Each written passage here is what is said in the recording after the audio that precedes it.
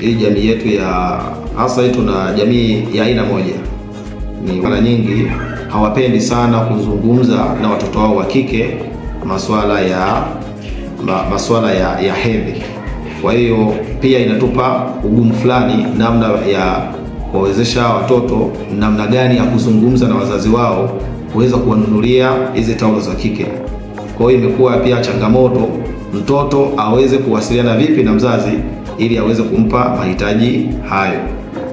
Kwa kupitia shirika hili la Kwa Wazee, mmetuwezesha hawa watoto wa kike hawawaombi wazazi wao hizi taulo za kike. Kwa hiyo wanazipata hapa shuleni.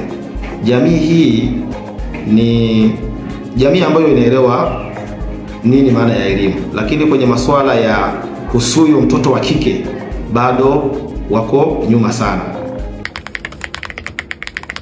Upande wa mahusiano kati ya walimu na wanafunzi, hasa watoto wa kike, hawa walimu wanaowahudumia, mahusiano yapo mazuri, wapo karibu zaidi, kwa sababu wanawawezesha hawa watoto wa kike kueleza shida zao, hasa pale wanapokuwa wameingia kwenye mzunguko wao wa hedhi.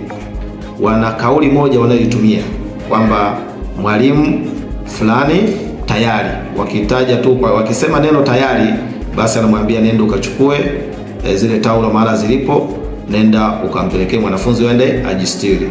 Kwa hiyo kumekuwa na mahusiano ya karibu kabisa kati ya hawa walimu wa kiume na hawa watoto wa kike. Japo hatuna mwalimu wa kike ambaye anaweza akawasikiliza vizuri, lakini tumetumia hiyo mbinu kwamba dada mmoja ambaye tunatumia ni dada mkuu, anakuwa anamfikia mwalimu, anamueleza kwamba tuna mteja tayari ameshakuwa kwenye siku zake. Basi anapofikisha ule ujumbe, basi ndipo mwalimu anamruhusu anaenda kuchukua hiyo taulo ya kike ili mpelekee mtoto ajistiri na akae vizuri darasani. Hapo awali tulikuwa tunashindwa kutimiza masomo darasani, kwa kuwa tulikuwa tukifikiwa kwenye siku zetu, tulikuwa tukishindwa kukaa pia kwenye madawati, tukijiona tuna uchafu, tunaenda kuomba ruhusa, tunaenda nyumbani, tunamaliza hata siku 3 bado hatujafika shuleni. Tulipopata taulo za kike, tunajistahili, tukienda wanatupa walimu wetu, tunaenda kujistahili. Sasa hivi asante sana kwa kuwa mmetupatia taulo za kike.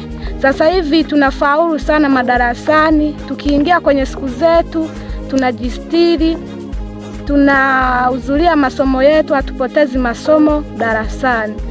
Lakini pia hizi taulo zimetuongezea hali ya kujiamini sana. Tulikuwa tunashindwa kujiamini kwa kuwa tukiwa tunakuja shuleni tunaweka hata vitambaa, pia vilikuwa vinatoa damu, vilikuwa havitoshi. Kwa kweli mmetuletea vifaa salama, tunawashukuru sana.